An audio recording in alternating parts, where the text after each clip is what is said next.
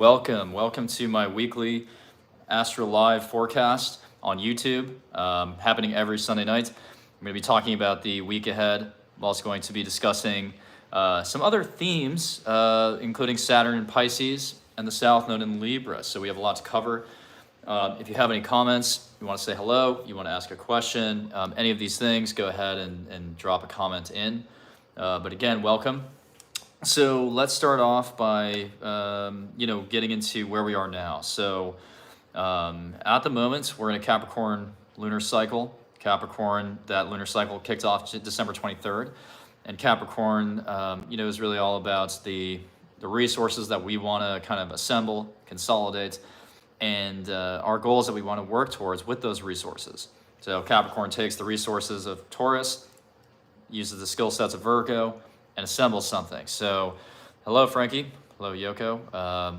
Catherine, how are you doing? Welcome. Good to see everybody here. I'm excited to, Rachel, hello. Teresa, hey. So yeah, welcome. This is my third YouTube Live, so I'm going to keep building this. I'm glad you're the, Melanie, hello. You're sort of the first group who we can say many years from now stuck with me from the beginning. So thank you very much for being here. Hello. Just want to give a preview of the week. So we're in a Capricorn lunar cycle, and that Capricorn new moon was squaring Jupiter, which is nice. So a lot of people have been feeling a lot of people have been focused on the long term. And Rachel says we're the OGs. This is true. The original. So the Capricorn lunar cycle is a little interesting because on the one hand, it's kind of ambitious. So a lot of you right now are probably thinking bigger. You're trying to think outside the box. Like, how can I take my business to the next level? How can I take my job to the next level? How can I get that promotion? How can I, get to point B? And I think that is a nice, useful exercise. However, it's been kind of a tricky start to the year, which I pointed out in my 2023 forecast video. So if you downloaded or bought any of my 2023 videos, you would have seen that January is a little bit of a sidestep because we had that Cancer full moon squaring Chiron. And I don't know why, but not a lot of astrologers mentioned the square to Chiron. So we're seeing that play out. So that Cancer full moon square Chiron, like a lot of people have been feeling drained and feeling a little bit weaker, more exhausted than usual. And it's like over sort of emotional matters, like not really feeling like 100% because of potentially, very, personal, emotional sort of dynamics that we're working through. And we're kind of closing out this Capricorn lunar cycle and entering an Aquarius new moon next weekend. So next Saturday there is an Aquarius new moon, which is another cycle, a new beginning theoretically. But I want to talk to you about how we get from there from here. So as I'm talking right now, Sunday nights, we have a Scorpio moon. So Scorpio moons are usually moments of intensity and conjunct the South Node. We're releasing or purging or letting go of certain emotions. Just to finish the thought from before about why is this Capricorn new moon sort of tricky, it's like as we're sort of thinking long term about what we want to be when we, how we want to assemble this business or where do we want to go in our career, we're feeling a little set back by the Mercury retrograde and Mars, which just went direct, but Mars was retrograde for a long time. So, and Uranus remains retrograde. So it's almost like we're stuttering a little bit at the beginning of the year. So a lot of people have been posting, I've seen a lot of content of people like basically saying, I'm hiding under a blanket. I'm just hibernating. Here in Los Angeles, it's been raining. There's been like two days of sunlight this entire year in Los Angeles. And I think in the US, the weather's been pretty bad actually everywhere. So, that probably plays a huge role as well. But I do think that generally speaking, all these retrogrades that we started off the year with, and then that full moon square Chiron, it's a little tricky. So it's kind of like we're kind of in our heads about these things. Because we know from the Capricorn new moon sort of like generally where we want to go with our career or our relationship, because Capricorn's long-term thinking. We know where we want to go, broadly speaking, but we don't exactly know what the first step is. Because Mercury and Mars are very much about our day-to-day rituals and processes and actions. And so when both those planets were retrograde, it's not as easy to, you know, it's and Nora's saying never went back to grounded. Yeah, I mean, that's a good way to put it. Because when Mars retrograded, it was squaring Neptune. And that is ungrounded. And so even though Mars is not squaring Neptune any longer, it's like we are still feeling kind of, you know, we're kind of hungover from that. So Rachel says, how do we get there? Yeah, so there's a couple ways to get there. It's a great question. So number one is to wait for Mercury to stop retrograding. So that's January 18th. That's this week. So I think that's Wednesday. So on Wednesday, it should be a little bit easier to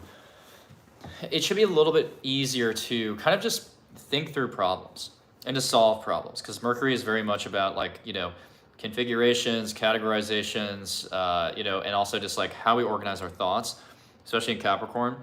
And so retrograde, you know, it's like we're, again, rethinking what was my business plan or what is my professional goal.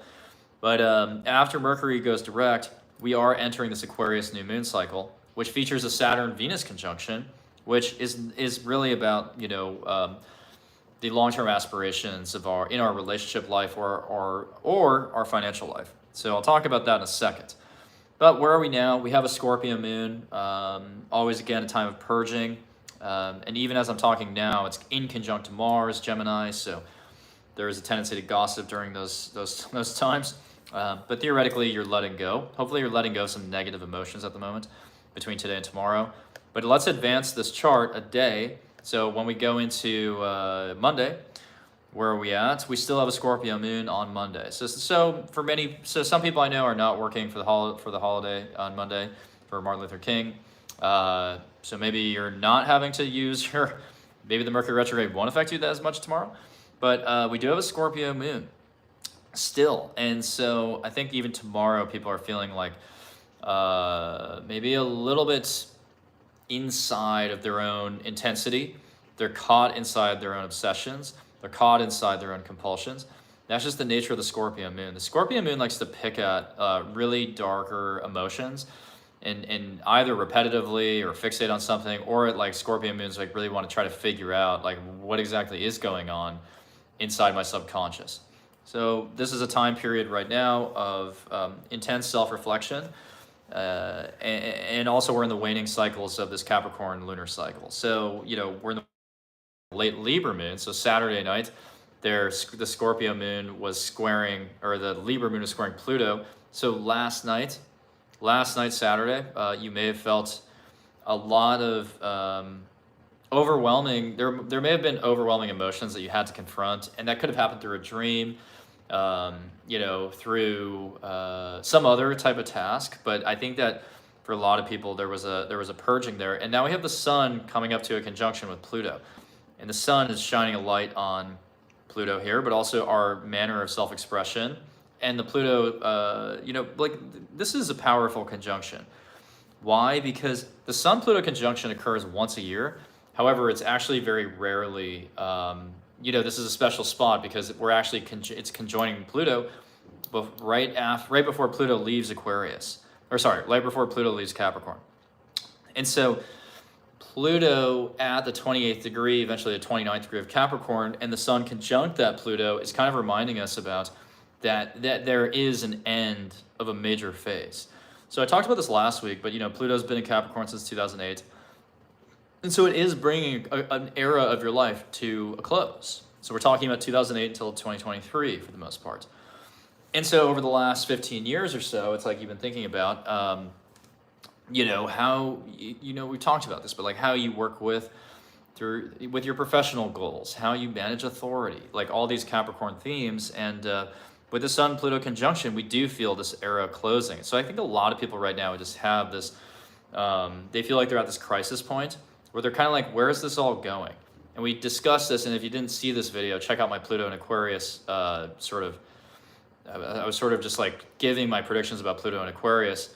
And Pluto and Aquarius is all about, you know, aiming towards more collectivism and, you know, thinking a little bit outside the box, more with an innovative alternative mindset about how can we solve like the problems of today? Because we live in a world that's very unequal, and we live in a world that's very unjust, obviously, like, and we're thinking about how do we rebalance power.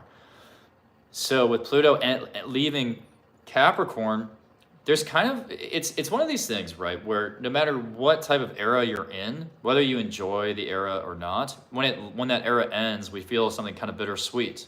We don't really feel like we want it to end, even if it's kind of been we have mixed feelings about it. Like, 2008, if I rewind to 2008, I don't think I was really having a great time, because I was just trapped in a high school in my hometown, and it was just, whatever. I didn't no idea what was coming in my life at that point. I was a senior in high school. But, when I think about now, fast forward to now, it's like, well, that whole era is ending. So that whole era is coming to a close. And I think that, there is something there's that feeling of finality. There's that feeling of finality right now with this Sun-Pluto conjunction, which is really going to play out throughout the entire week. So this is shaping up to be not necessarily the easiest week. The more I'm like really sitting with this chart, the Sun-Pluto conjunction is really active throughout the week, because even the Aquarius new moon on Saturday is in an out of sign conjunction with Pluto. Nora's asking if I'm Scorpio or Aries, might feel it more. Well, Scorpio might, but I kind of feel like this is more of a generational thing or a society thing with Pluto. So we've all been going through our unique set of circumstances for the last 15 years. But, oh, Nora's asking, I think you're asking about Mars. Yeah, I'm talking about Pluto right now. But yeah, I mean, the Sun-Pluto conjunction is just like resurfacing maybe even some intensity that you've had for the last 15 years. So anyways, I want to jump into Tuesday. By Tuesday, we have a Sag moon. So Tuesday, we have a Sag moon opposite Mars. And the Moon-Mars opposition is a little bit of, well, it's an opposition. So there are some potentials here for conflict. There is the potential for impulsive feelings, idealistic feelings in Sag, and wanting to talk it out and to argue and debate about it. So Tuesday and Wednesday look like they are, especially Tuesday and like early Wednesday, it looks like there's a lot of ideologies that are being debated. So I would imagine Twitter is going to be probably kind of a shit show there. But then on Wednesday night, we do have the moon square Neptune. And the moon square Neptune, in that sort of, we're almost in that balsamic phase of the moon. And that's when the Sun-Pluto conjunction is really happening, is Wednesday evening. That might be a time when you're feeling a little the most ungrounded and the most like kind of disconnected from your experience. And Rachel's saying stay under a rock. Well, I wouldn't necessarily. I'll talk about why that's probably maybe not the best plan. But I get the sentiment certainly, because like Wednesday night, it's like we're not really feeling like we have a clear anchor with the Sun or the Moon Neptune square. Not really sure what the anchor is, and we're coming into the very much the waning crescent. We're in the waning crescent phase of this lunar cycle, so it's kind of like we're just leaving things behind. We're kind of dropping things, and with the moon squaring Neptune, it's very dreamy and imaginative. So Wednesday night can be very productive for someone who's like kind of artistic or creative type of person. But generally speaking, it's almost like lost. It's almost like people are feeling lost Wednesday night. Like I don't really know where I'm going. I'm kind of like just searching for the wall here.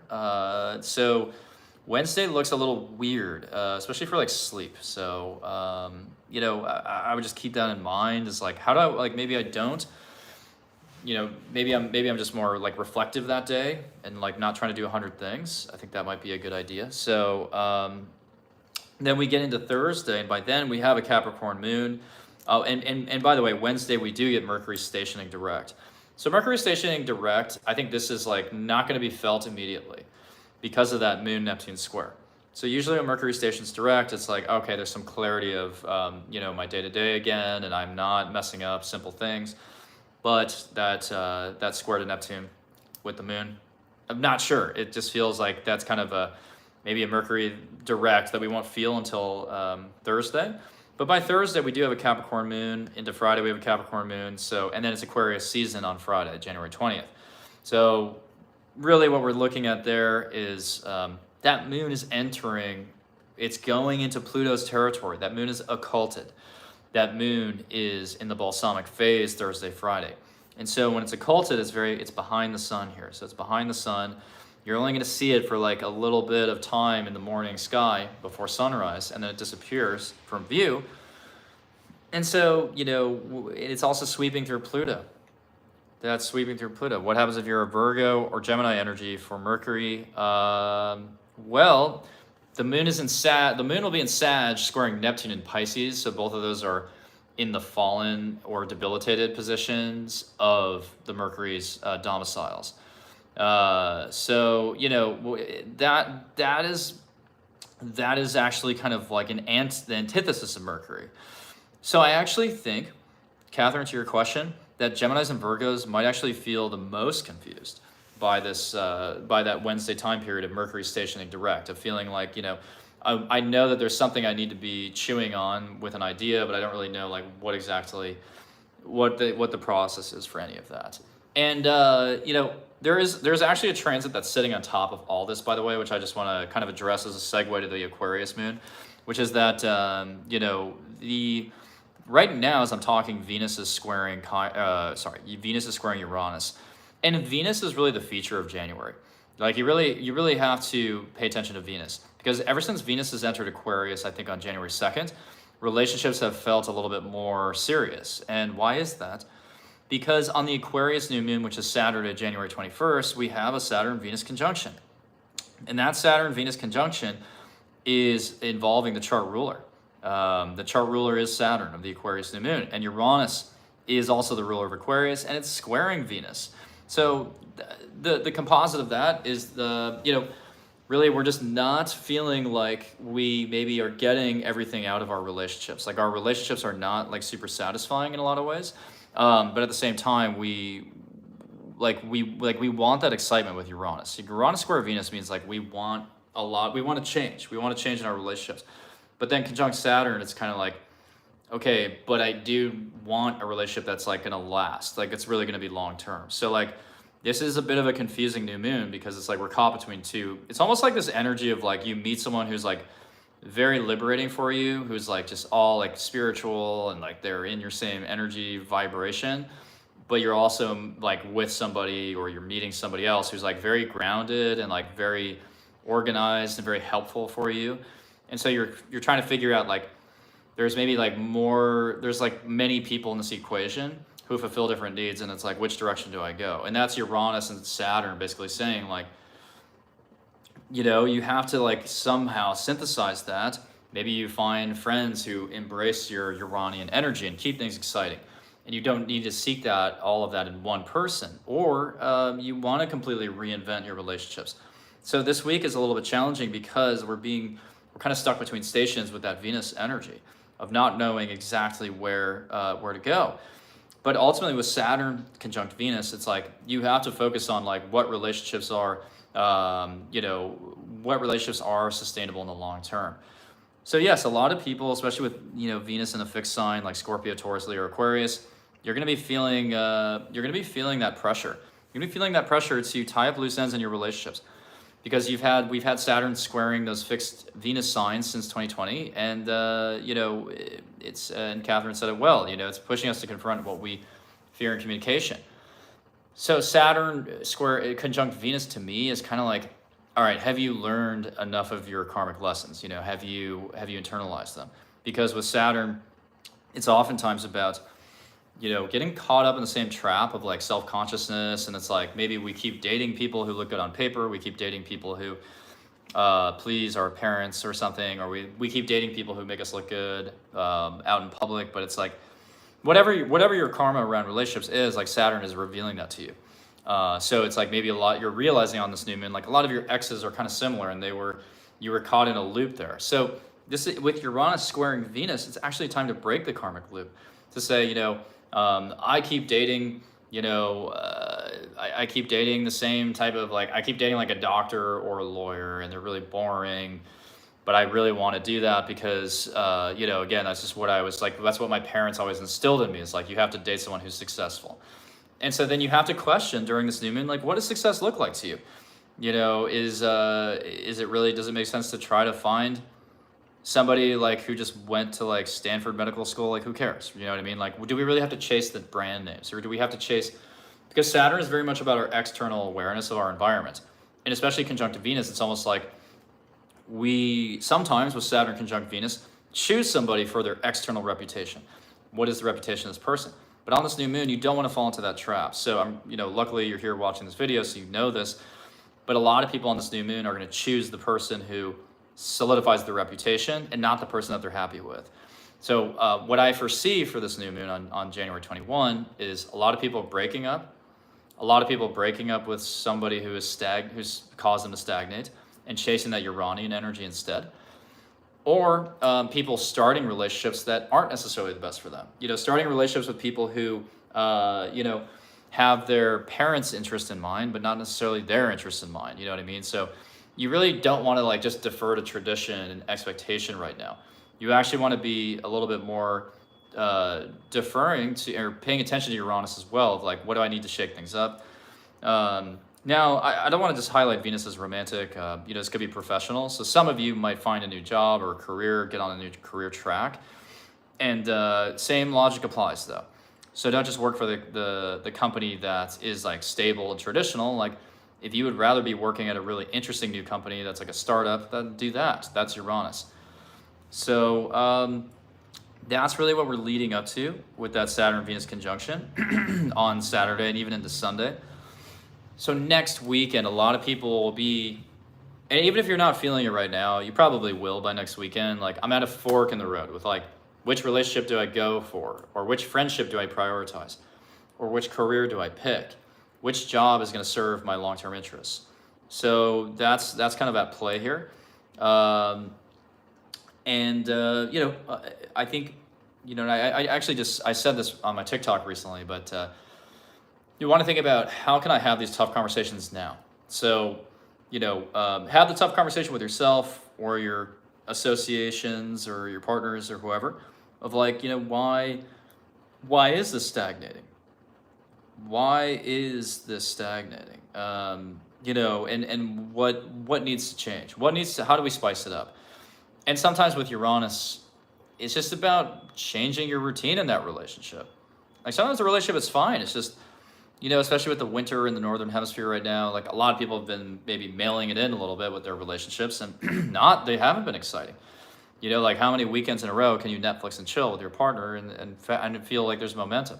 So this would actually be a good time to like reinvent the wheel, so to speak, and freshen up the relationships in your life. But also think about with Saturn, really consider like, again, do I want to be with this person? Is this person sustainable for me? And if they're not, it's probably because with Saturn, you're still stuck in the same karmic loop. Because Saturn is kind of like this feeling of responsibility. Like I have a responsibility to pay back my parents, or I have to feel like, I have to feel grateful for like what my parents provided me, growing up. And like somehow that can be distorted into like, oh, I really just owe them like a really responsible partner. And like, I owe them like a partner who's like really going to make them proud. And like, that's the false narrative. Like, do not fall for that narrative. Like whatever your relationship is with your parents, I wouldn't fall for that narrative because I see that very commonly. I still see that a lot. I still see that a lot. And Rachel said alone is fine right now. And I think that's true. And if you are in a position where, you're not dating or whatever, like this new moon is actually, again, if you're really clear on like what you want in a long-term relationship, then this could be the beginning of a new relationship. So for some people, you might go on a date, especially Libra risings. You might go on a date and meet that long-term partner. Or Leo risings. You might, you might end something with one person, begin it with another. So there's a lot of mixed energies here, but I think like Saturn is ultimately pretty serious. So it's like you're chasing quality over quantity relationships. Yeah, I mean, in focusing on yourself with Saturn is totally fine too, because Saturn is, Saturn is about solitude. And so Saturn-Venus conjunction, maybe people need to go into a hermit mode and think about, and because Saturn is about deliberation, consensus, serious consideration. So now, and I want to just kind of put that in context of what's coming. So we have Pluto entering Aquarius in March. We have Saturn entering Pisces in March. And we're going to enter a completely new era, a completely new society in a lot of ways, and a new mindset. We're going to have a new mindset starting this year. And so you're kind of you want to think about this, like, who's on my team, like who's in my inner circle, like going forward, because there's going to be a lot of change. So with that Saturn Venus conjunction, maybe you want to align maybe you've made a lot of progress on your on your spiritual path in the last 2 years and 3 years or whatever, how long it's been since the world's changed. Maybe you've made a lot of progress on your spiritual path, and you're not really that happy with, you feel like some of your friendships are just not relevant anymore. Not relevant. And so Catherine's talking about clearing out bad energies. That makes a lot of sense with the change. So, I know in my own life, like, I've definitely transformed in the last 3 years. Even if you look at pictures of me, it's like I don't even look the same. So it's like I've changed a lot. I've changed a lot in the last 3 years in typical Scorpio fashion. But, one thing that I know is that I do have associations that are either the necessities or from, just relationships and friendships that I'm just like holding on to out of habit. Those, like, in my opinion, those like need to start to you need to phase those out right now. And I'm talking to myself as much as I'm talking to you about this, because those relationships, if they're outmoded or they're outdated, like, and they're not on the same spiritual quest as you, then maybe it's time to discard that. And I think that's the crux of what I'm trying to say right now.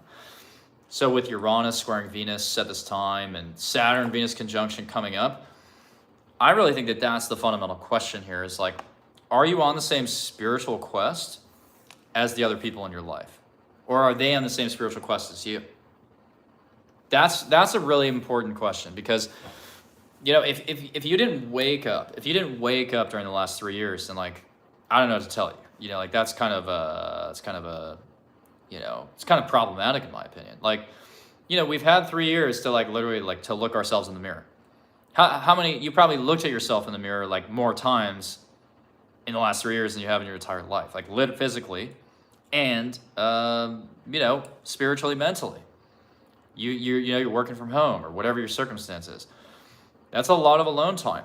If you're not at the office anymore and you're at the house, that's time to really, like, face yourself, confront yourself.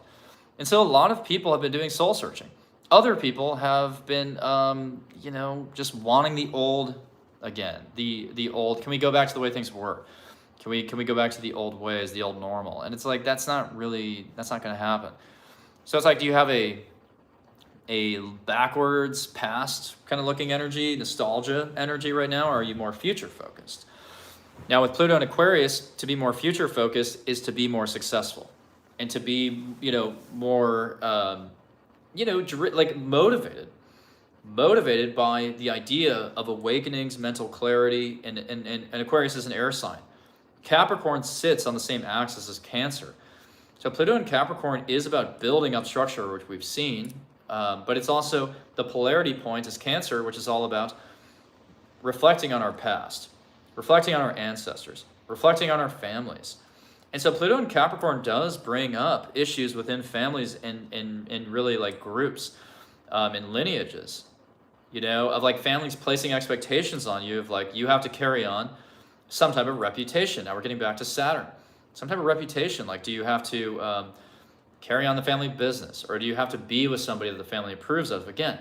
And right now with Pluto and Aquarius, we have the tools to chase our own paths finally.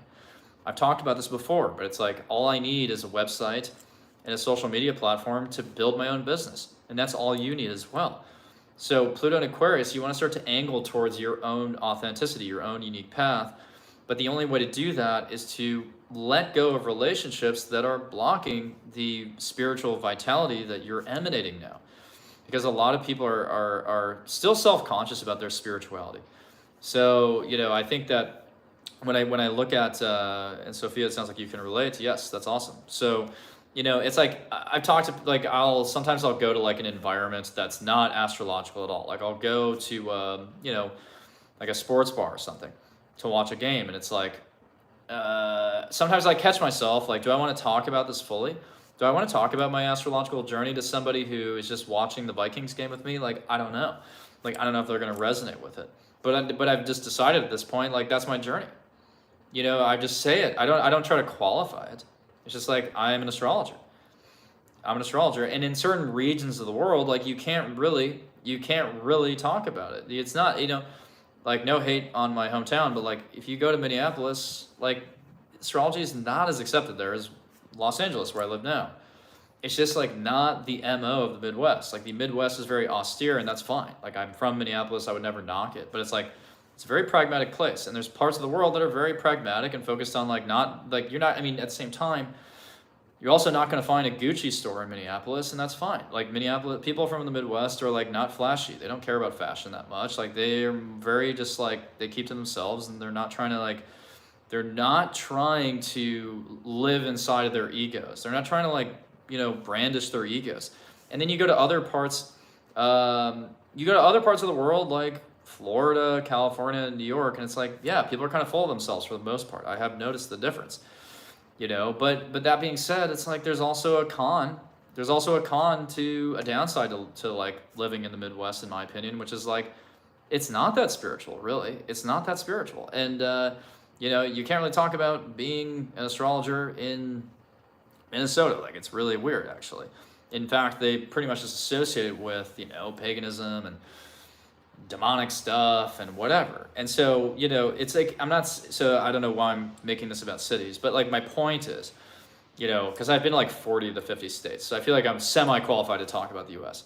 But anyways, you have to be conscious of the fact that most people, wherever you are, most people are not really totally tapped into their spiritual side, because it's not been encouraged. Like, it's not in the schooling system. And I talked about this with the Leo King on his show a couple months ago. Like, we were talking about, you know, why is astrology not, you know, standard practice in even like as a historical artifact, you know, like, even if astrology is viewed with skepticism by teachers, like, or whoever, educators, you still have to talk about it as this is what they believed in this time period, and this is how they built all these cathedrals based on sacred geometry, which is also connected to astrology, and the Bible is based on astrology, and like, all these things are grounded in spirituality and esotericism, and like, we don't talk about that in our education system, because we've adopted this fear from the Piscean age, because we're in the age of Pisces right now, which is that you know, basically,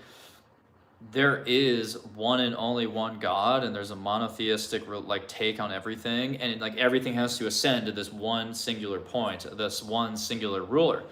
And polytheism, paganism, astrology, it's like it hooks into this more versatile, agile concept of like, there are many compartments of the consciousness, there are many types of planets, etc., etc. And so, really, you know, we're living in this age where it's like we're still in the Christian age, right? So like, if you think about the age of Pisces, so that started, you know, back in 0 AD, basically. It's like the concept of one God. The concept of one God has been applied to every other facet of your life. It's been applied to corporatocracy and bureaucracy and science. It's been applied to you know, I don't really want to go too far down that track because I have to be careful with these things.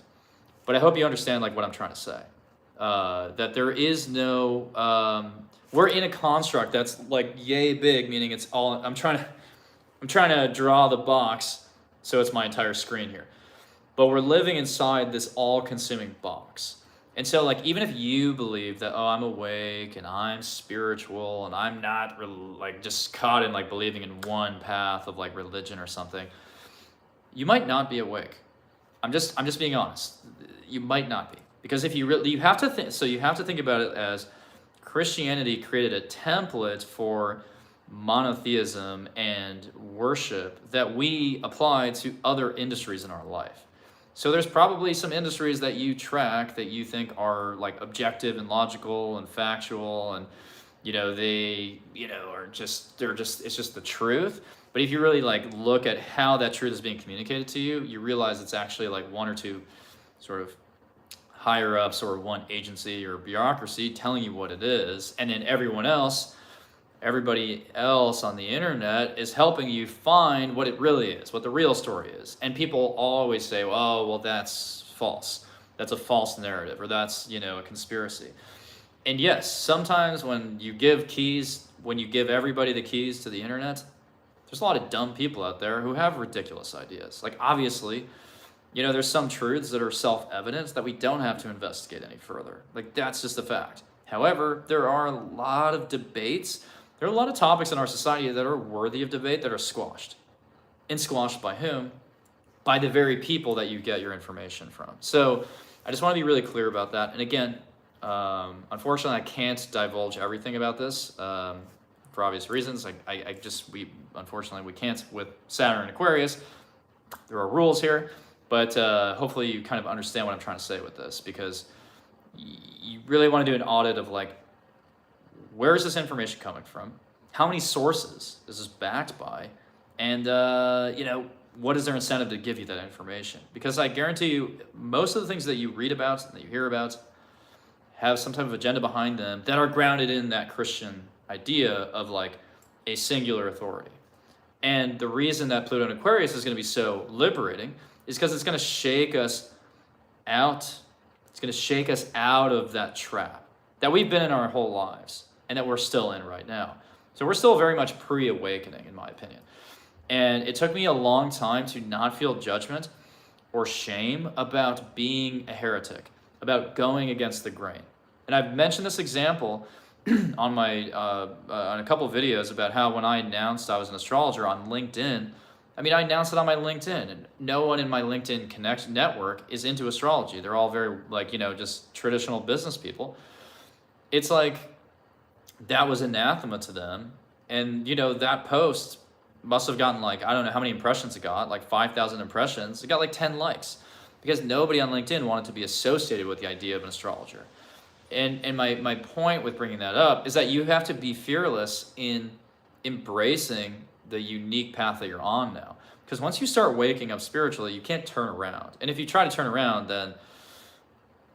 then you're really in the worst place possible, because you have to go all in, I think. When you start waking up, it's like you're starting to charge this new engine, and you don't want to stop it before you fully get that rolling. So so I have learned to not judge myself anymore for going against, I have a lot of opinions that are viewed as maybe controversial to people in my life, to my friends or family, but it's like, I fully embrace it because I know, when I channel, once I get out of the box of duality and there's a singular authority figure who gets to tell you what the truth is, I'm out of that. I'm fully free from that construct. I'm outside this box. So this box I'm drawing is sort of it's sort of like the water.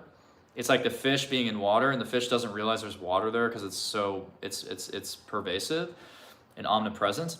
I feel like I'm kind of like the fish who's woken up to that. I'm okay, we're in water and we're in a tank, and maybe there's something else here.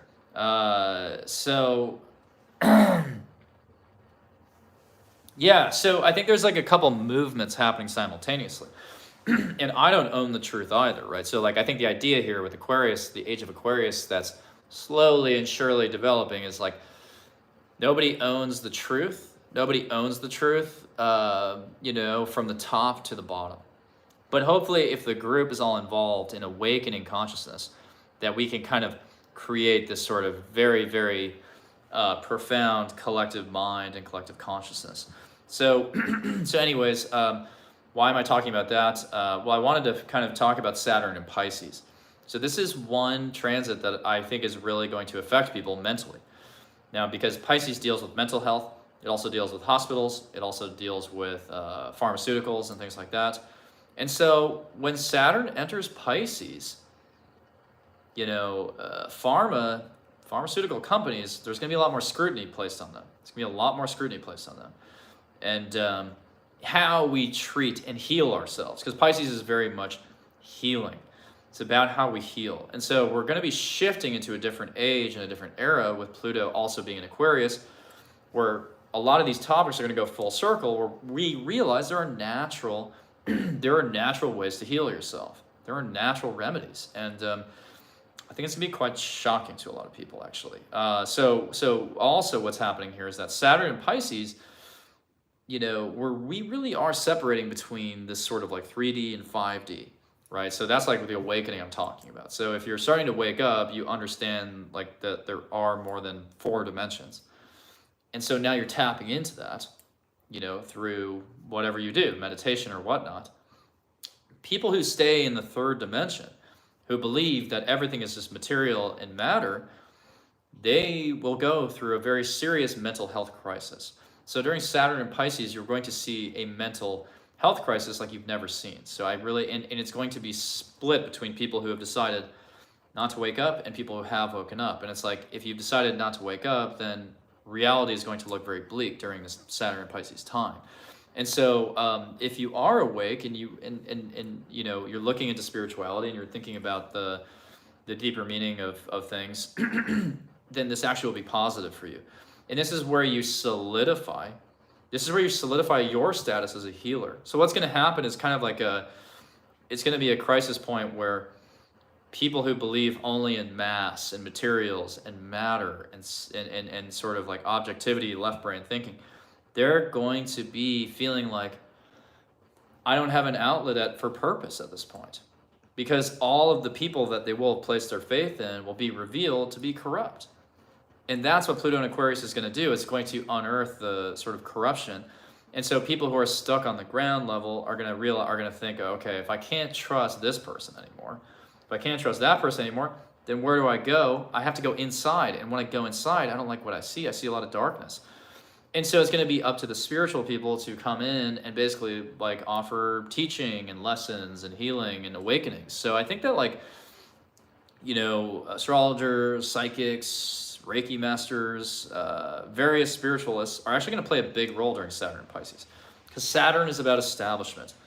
And so if you're on a path right now of like, you want to like sort of structure your spirituality in a way where it's like you can help people. Rachel mentioned a vision quest. Like that's a good idea. The idea of retreats and plant medicine and plant treatments and birth chart readings and palm readings and face readings and Reiki, chakra healing, like all of these things are going to be much more established, and you're going to hear people talk about it. And just like people consult a physician, people are going to consult spiritualists much more methodically. So it's going to be very common and maybe hopefully not as taboo for someone to say like, I have an astrologer, that's what's coming with Saturn and Pisces. But it's like, you already know who I'm talking about. Like I'm talking about people who don't want to entertain energy. And I'm not saying there's a singular path to spirituality either. Like I don't hold the keys to that. None of us hold the keys to that. Like there's not a single path. But it's like, if you're not questioning your reality in the sense of like, what happens to my brain when I'm meditating? Can I visualize? Can I manifest? Can I set intentions? Is there something to the full moon? Like, asking these very basic questions. It's like, if you're not asking those questions, then it's going to be very hard to put your faith in anything, because Saturn and Pisces is about structures and authority figures not coming through for you and starting to dissolve. And so when you dissolve these anchors, what's in its place? And, so I would just like, my advice essentially is to keep going on the spiritual path, because if you're interested in astrology or any of these subjects I mentioned, then you're light years ahead of your time. The irony is that there was a time thousands of years ago when you would actually just be a normal person for doing that, but things obviously go full circle. So right now we're in a phase where it's actually innovative to be spiritual. It's actually innovative to think about the universe as energy, like Nikola Tesla said. You have to think about the universe in terms of energy, frequency, electricity, and everything will make sense.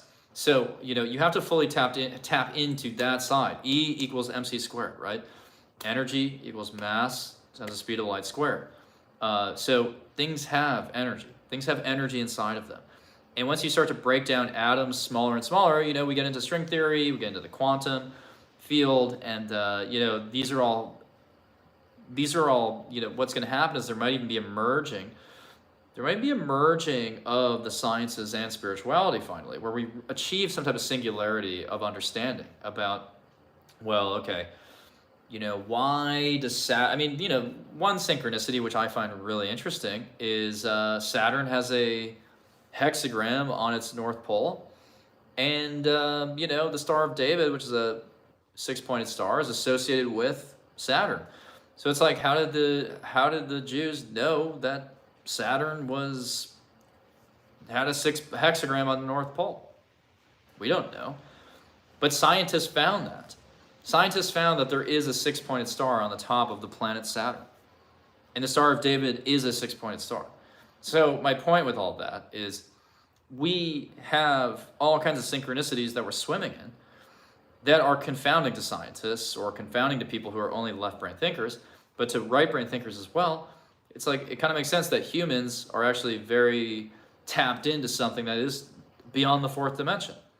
That isn't structured by just time, linear time. Like maybe they already knew that. Maybe people had already explored outer space way before we realized. Or maybe there's just some type of intuition that people can tap into. So there's an alchemization happening, but with Saturn and Pisces, spiritual healers need to be stepping out. Spiritual healers need to be playing more of like a managerial role. They need to manage people through this crisis, this mental health crisis. And so if you know people in your life who have kind of hit a roadblock where it's like they are never happy anymore, they don't really see a future for themselves right now, then you have to just try to push them towards something like in these areas, because that's where they're going to, and I try to do that on my TikTok every day. I try to educate people about astrology so that they can tap into it. And it's hard to reach new people sometimes because it's hard to open a closed mind, but it happens, right? So we all have to be part of that. And Pluto in Aquarius is about the collective consciousness. So anyways, the final topic I want to discuss is the South Node in Libra, which is coming this year. So right now we have the nodes, which are about growth with the North Node, kind of where we're evolving towards, and the South Node being about what we're releasing.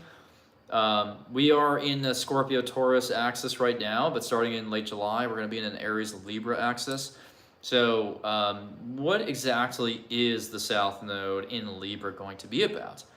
Well, the North Node in Aries is going to be about setting this path for yourself of individuality, independence, which I think suits the Pluto in Aquarius age pretty well. Of like championing your own, again, unique value, your authenticity, autonomy. But with the South Node in Libra, we're going to be letting go of a lot of relationships that don't make sense for us anymore. So that Saturn-Venus conjunction I talked about that's coming this weekend, that's a clear connection between that and the South Node in Libra, which is, again, if that relationships or those associations aren't working for you, then you have to cut the cord. And I think when the South Node's in Libra, an example I gave on TikTok recently is, when you look at people born in like 86 and 87 with the South Node in Libra, that's, a lot of those people have been already married and divorced. Because the South Node in Libra usually has a default towards partnership and trust and marriage and cooperation and commitment. And sometimes it doesn't matter that much who they're actually married to. So I know a lot of South Node Libras who've already learned, like, I was with the wrong person. I have to like really, really, really think about not just am I balancing my life out through a partnership, but like who am I balancing it out with? Because sometimes Libras will get stuck in these loops of, yeah, I need someone to balance me out. But who is that someone? So the South Node in Libra, I would expect a lot of divorces, a lot of relationships ending, especially when we think about what we were emerging from. So there's going to be a time period now. We're coming out of this time period of everything being in flux, nothing being predictable, and it's like people want that change. So if you're on this different spiritual quest than your partner, then this might be a time when you realize it's time to part ways, it's time to separate. So a lot of people are going to be purging their relationships over the next year and a half, from late July of 2023 until the end of 2024. A lot of people are going to be breaking commitments, breaking promises. It's going to be a little bit of a breach in trust at times, but I think it's for the betterment of Pluto and Aquarius, allowing us to untether ourselves from relationships that are kind of stagnant and getting into more of a collective mindset of like, maybe I don't need to be focusing on pleasing this one person, and I'm just caught in this relationship. It's like, it's like maybe I'm focused more on like what the collective needs right now. Like there's bigger fish to fry than, being trapped in this marriage. Like if your marriage or your relationship isn't helping you, isn't giving you space to drive this progress and change in the world, then maybe that's why you leave it. Rachel asks, do you think we'll get away from marriage and monogamy? Yeah, I think that's going to be a big theme. Because North Node in Aries is more about championing your independence, and Pluto in Aquarius is different. Aquarius has a different model. In Aquarius is future focused. So it is a religious thing. That's a good point, Rachel. That's a really good point. So it is a religious thing.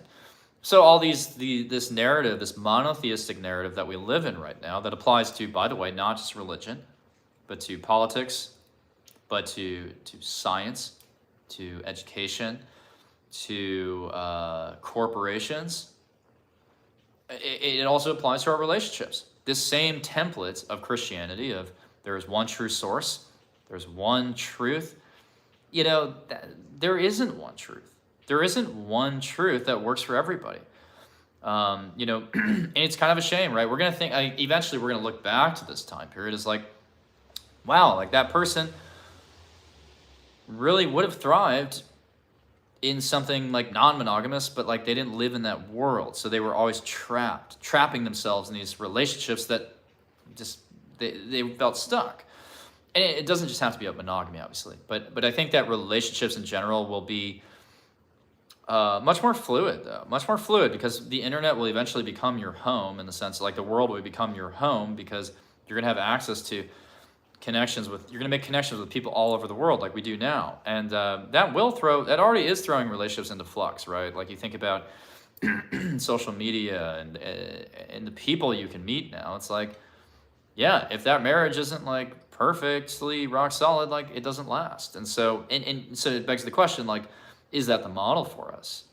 And I don't know. I don't have an answer. Like I'm not necessarily arguing that we need to be in like a hedonistic time period where there's no consequences for anything and no idea around like trust. It's like we need that too. But, I do think we're also kind of limiting ourselves in terms of, you think about ancient societies, like entire groups of people raised a child, and it wasn't necessarily just about a family nucleus. So in my opinion, the family nucleus is part of this Christian template of like, there's just like sort of a rulership there in the household, and it's like not distributed around the collective. So we still have this very hierarchical world that we're raised into, and it makes us feel very depressed and isolated and separate, because if everyone's raised in their own nucleus of a family, then there's not like a really solid like connection always with the people around you, within the greater neighborhood or the greater family. And so a lot of people feel very alienated from, those outside of themselves. And so they end up living in an apartment all on their own, and they're like feeling more and more separate. Like those walls, I think, can come down with Saturn and Pisces. That's about dissolving boundaries. Pluto and Aquarius is about the group coming together. It is a little bit of a hippie kind of energy, but it's like a digital Woodstock. It's like maybe we are finding ways to merge together again. And with the South Node in Libra, we're leaving behind some agreements that weren't serving us anymore.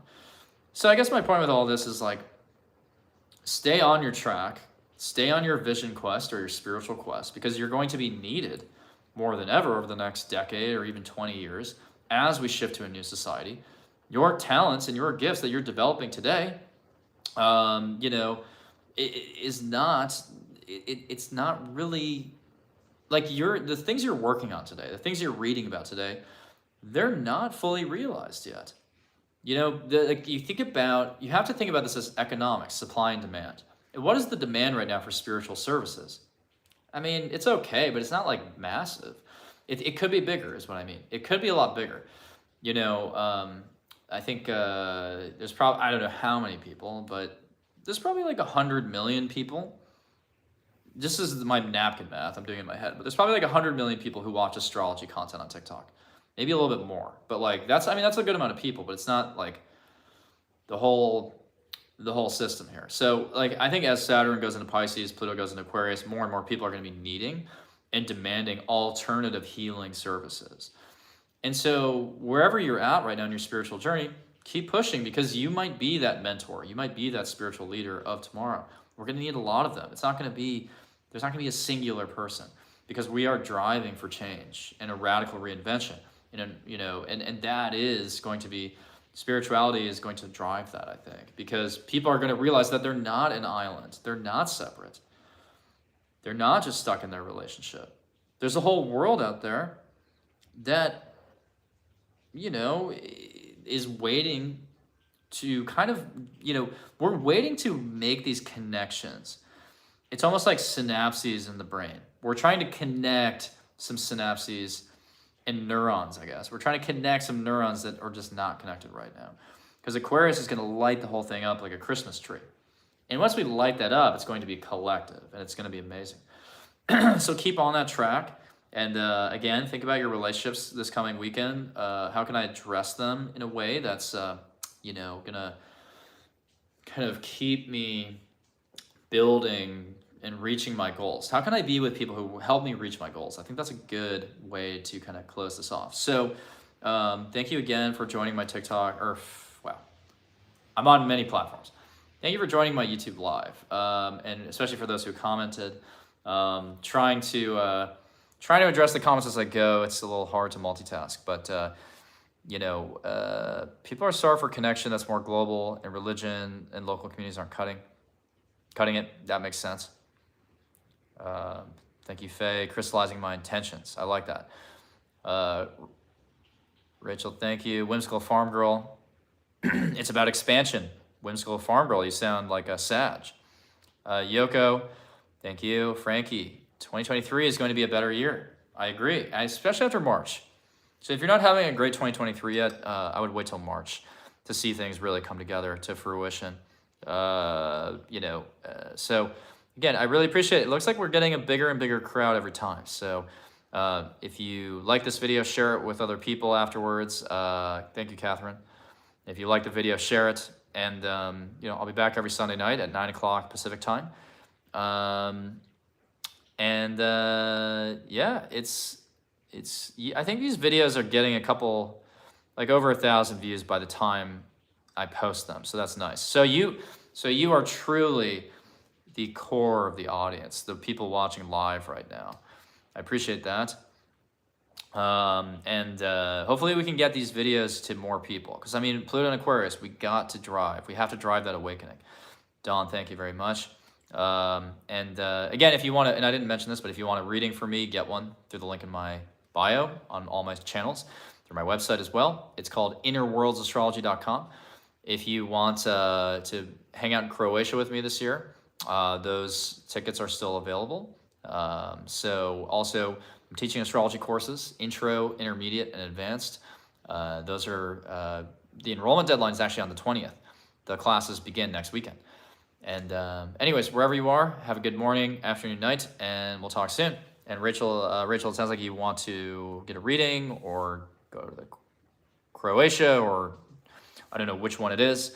But if you have any questions, by the way, if you have any questions about my readings, or anything else, send me an email, or you can send me a direct message on Instagram. So anyways, take care, and we'll talk soon.